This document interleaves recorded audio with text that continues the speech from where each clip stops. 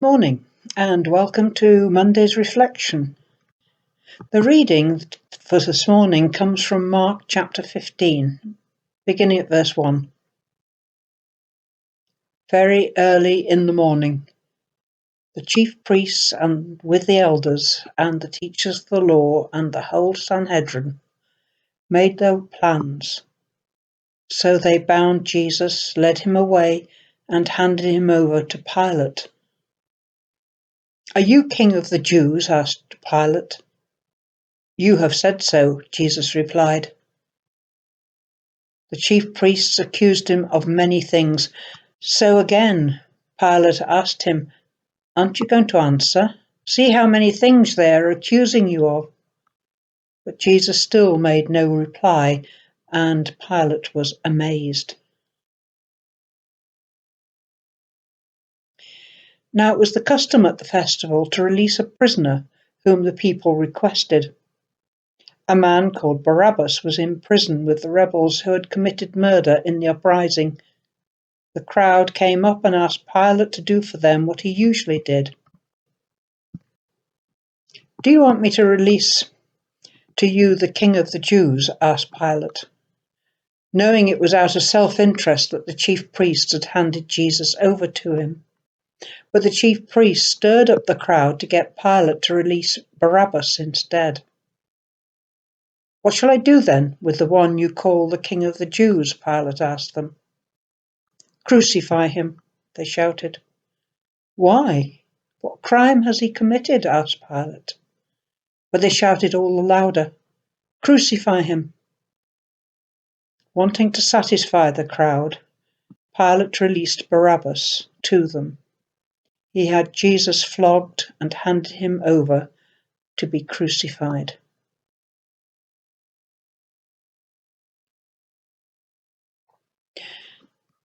These parts of the gospel stop you in your tracks, and really silence is the only option.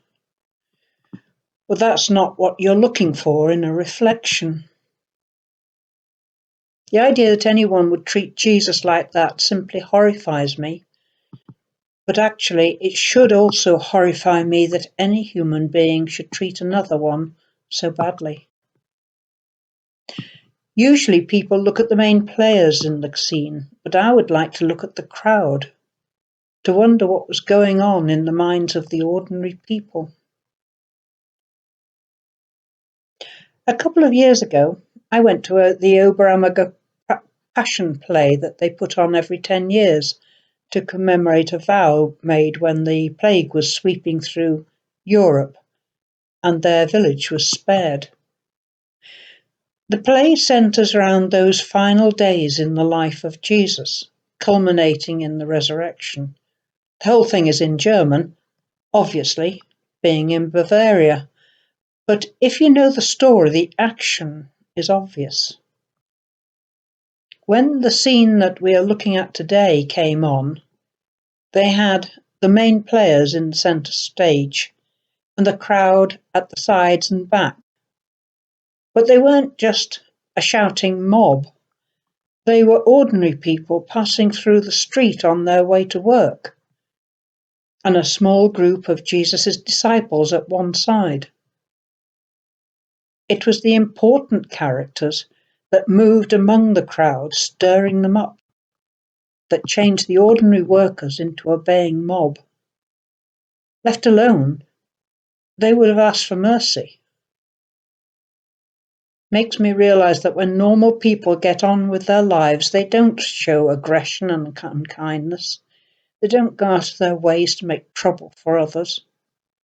It is those that have some sort of agenda that stir them up to be a mob and attack others.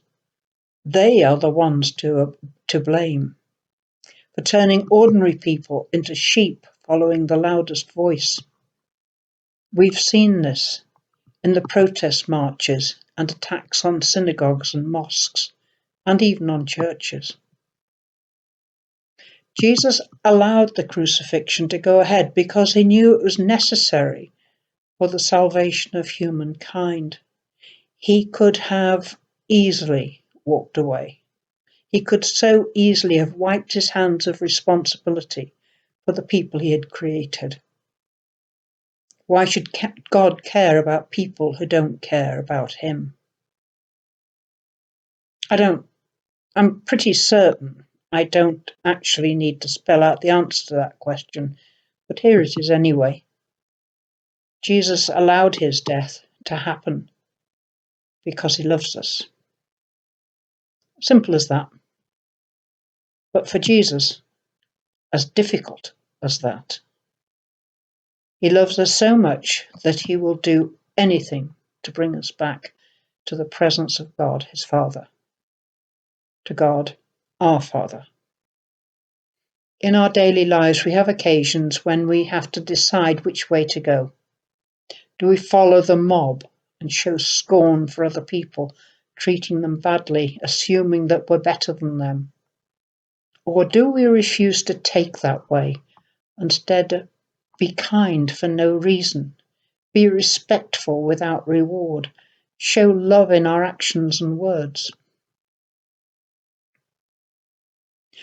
The other day, a young man I was with told me that he buys stuff for work from a particular shop, a particular building shop.